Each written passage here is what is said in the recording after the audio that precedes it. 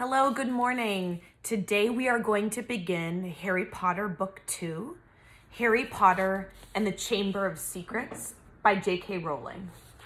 Let's read Chapter 1. Chapter 1 is entitled The Worst Birthday. Not for the first time, an argument had broken out over breakfast at number 4, Privet Drive. Mr. Vernon Dursley had been woken in the early hours of the morning by a loud hooting noise from his nephew Harry's room. "Third time this week," he roared across the table. "If you can't control that owl, it will have to go." Harry tried yet again to explain. "She's bored," he said. "She's used to flying around outside. If I could just let her out at night." "Do I look stupid?" snarled Uncle Vernon, a bit of fried egg dangling from his bushy mustache. "I know what'll happen if that owl's let out." He exchanged dark looks with his wife, Petunia. Harry tried to argue back, but his words were drowned by a long, loud belch from the Dursley son, Dudley. "I want more bacon." "There's more in the frying pan, sweetums," said Aunt Petunia, turning misty eyes on her massive son. "We must build you up while we've got the chance. I don't like the sound of that school food." "Nonsense, Petunia. I never went hungry when I was at Smeltings," said Uncle Vernon heartily. "Dudley gets enough, don't you, son?" Dudley, who was so large his bottom dropped over either side of the kitchen chair, grinned and turned to Harry. "Pass the frying pan." "You've forgotten the magic word," said Harry irritably. The effect of this simple sentence on the rest of the family was incredible. Dudley gasped and fell off his chair with a crash that shook the whole kitchen. Mrs. Dursley gave a small scream and clapped her hands to her mouth. Mr. Dursley jumped to his feet, veins throbbing in his temples. "I meant please," said Harry quickly. "I didn't mean—" "What have I told you?" thundered his uncle, spraying spit over the table. "About saying the M word in our house." "But How dare you threaten Dudley?" roared Uncle Vernon, pounding the table with his fist. I warned you. I will not tolerate mention of your abnormality under this roof." Harry stared from his purple-faced uncle to his pale aunt, who was trying to heave Dudley to his feet. "All right," said Harry. "All right." Uncle Vernon sat back down, breathing like a winded rhinoceros, and watching Harry closely out of the corners of his small, sharp eyes. Ever since Harry had come home for the summer holidays, Uncle Vernon had been treating him like a bomb that might go off at any moment. Because Harry Potter wasn't a normal boy. As a matter of fact, he was as not normal as it is possible to be. Harry Potter was a wizard fresh from his first year at Hogwarts School of Witchcraft and Wizardry. And if the Dursleys were unhappy to have him back for the holidays, it was nothing to how Harry felt. He missed Hogwarts so much, it was like having a constant stomachache. He missed the castle with its secret passageways and ghosts, his classes, though perhaps not Snape, the potions master, the mail arriving by owl, eating banquets in the Great Hall, sleeping in his 4-poster bed in the Tower dormitory, visiting the gamekeeper Hagrid in his cabin next to the Forbidden Forest in the grounds, and especially Quidditch, the most popular sport in the wizarding world. 6 tall goalposts, 4 flying balls, and 14 players on broomsticks. All Harry's spellbooks, his wand, robes, cauldron, and top-of-the-line Nimbus 2000 broomstick had been locked in a cupboard under the stairs by Uncle Vernon the instant Harry had come home. What did the Dursleys care if Harry lost his place on the house Quidditch team because he hadn't practiced all summer? What was it to the Dursleys if Harry went back to school without any of his homework done? The Dursleys were what wizards called muggles, not a drop of magical blood in their veins. and as far as they were concerned, having a wizard in the family was a matter of deepest shame. Uncle Vernon had even padlocked Harry's owl, Hedwig, inside her cage to stop her from carrying messages to anyone in the wizarding world. Harry looked nothing like the rest of the family. Uncle Vernon was large and reckless and necklace with an enormous black mustache. Aunt Petunia was horse-faced and bony. Dudley was blonde, pink, and porky. Harry, on the other hand, was small and skinny, with brilliant green eyes and jet black hair that was always untidy.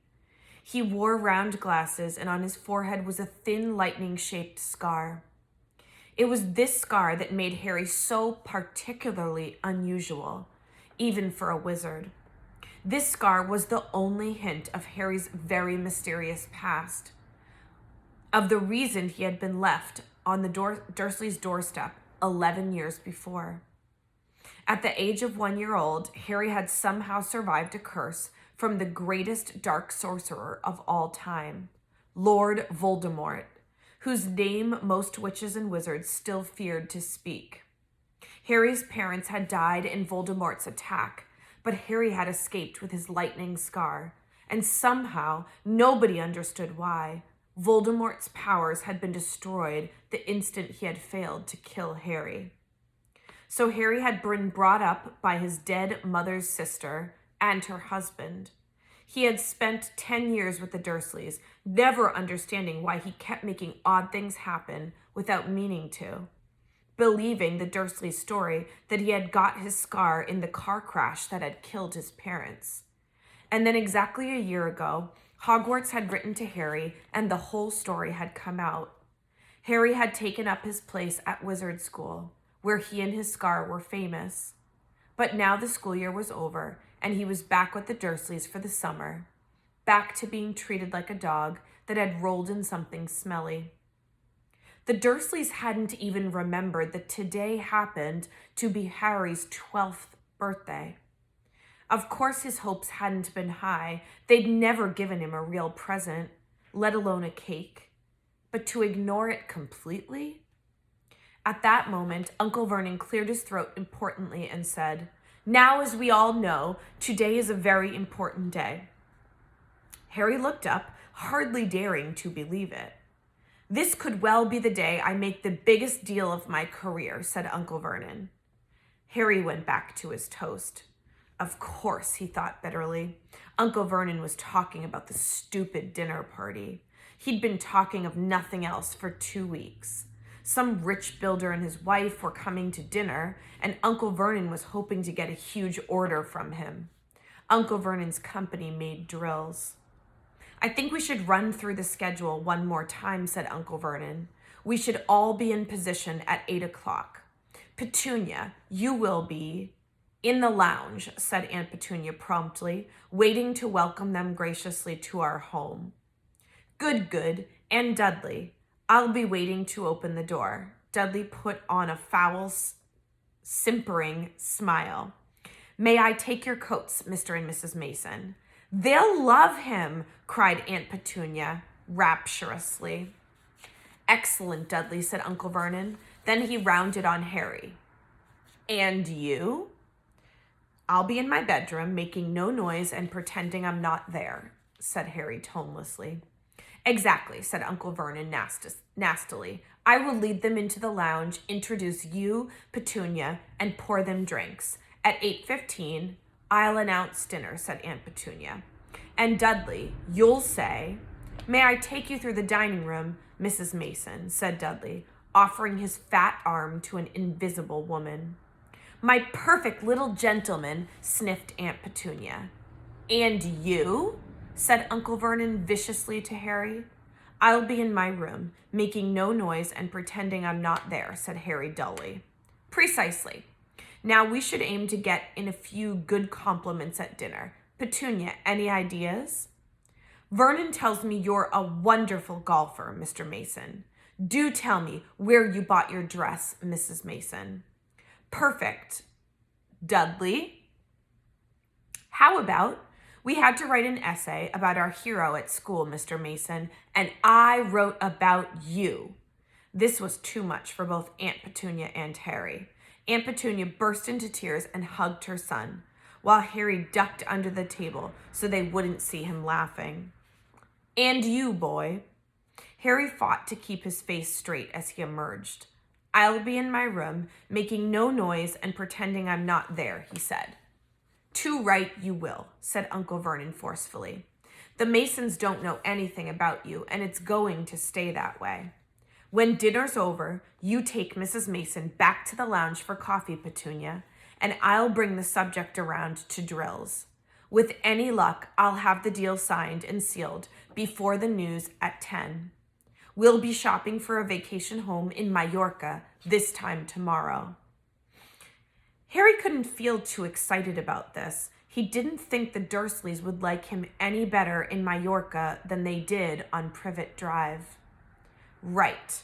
I'm off into town to pick up the dinner jackets for Dudley and me." "And you?" he snarled at Harry.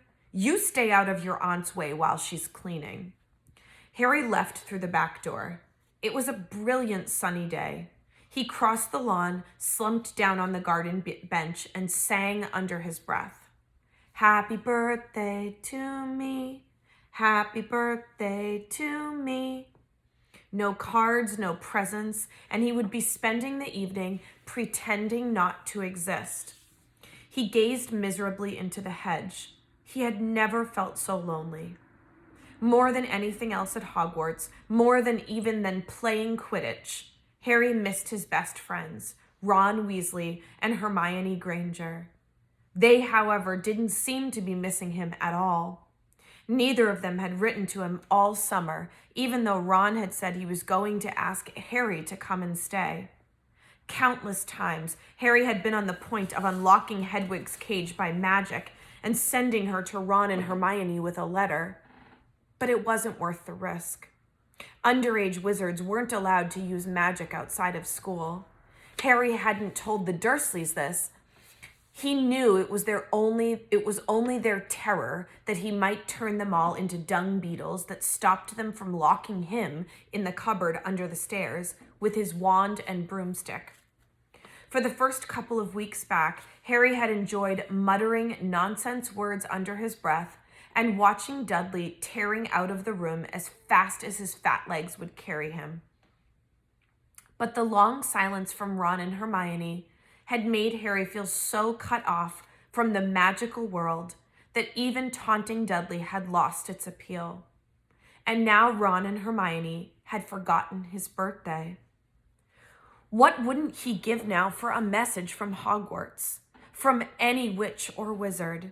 He'd almost be glad of a sight of his arch-enemy, Draco Malfoy, just to be sure it hadn't all been a dream.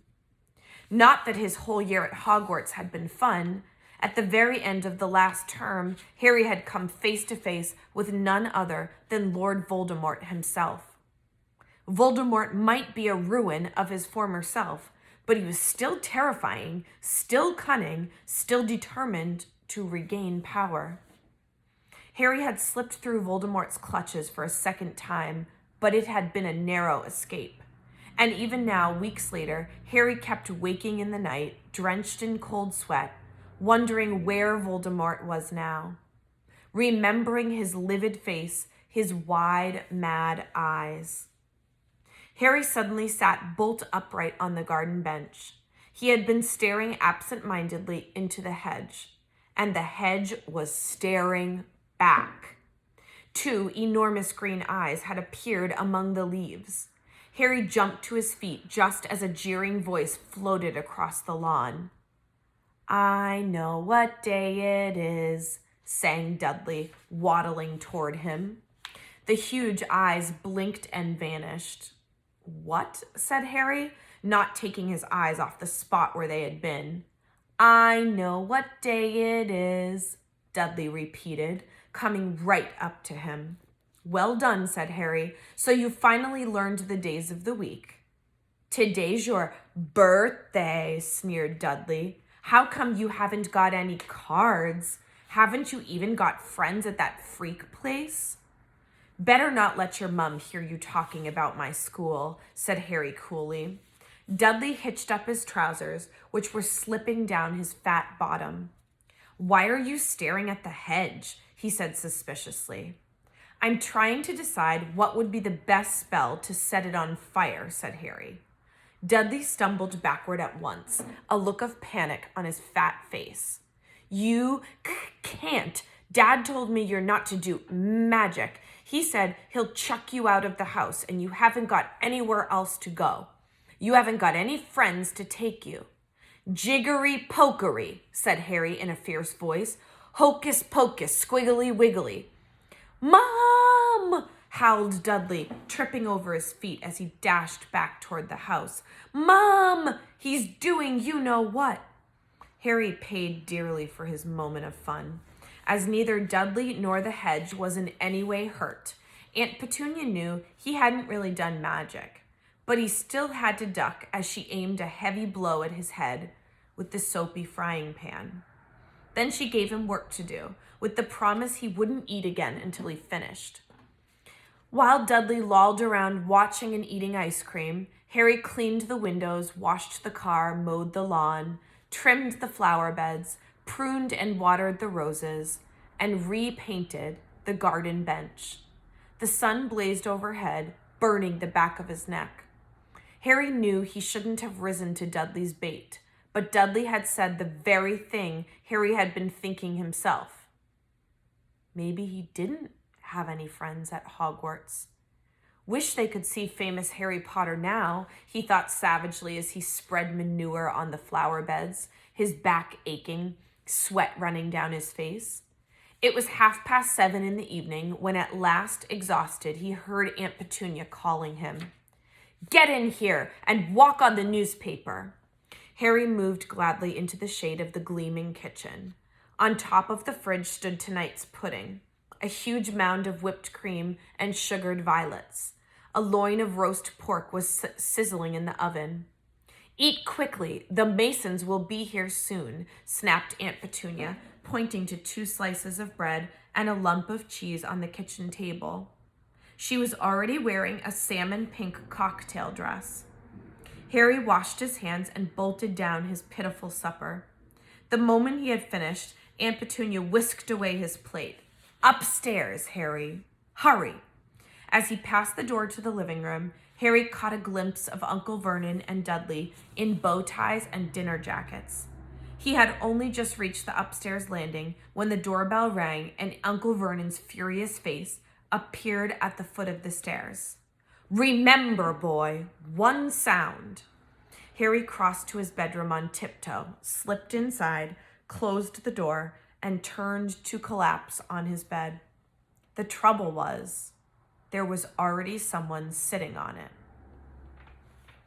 That is the end of chapter 1. Chapter 2 will be tomorrow. It is called Dobby's Warning. Have a great day.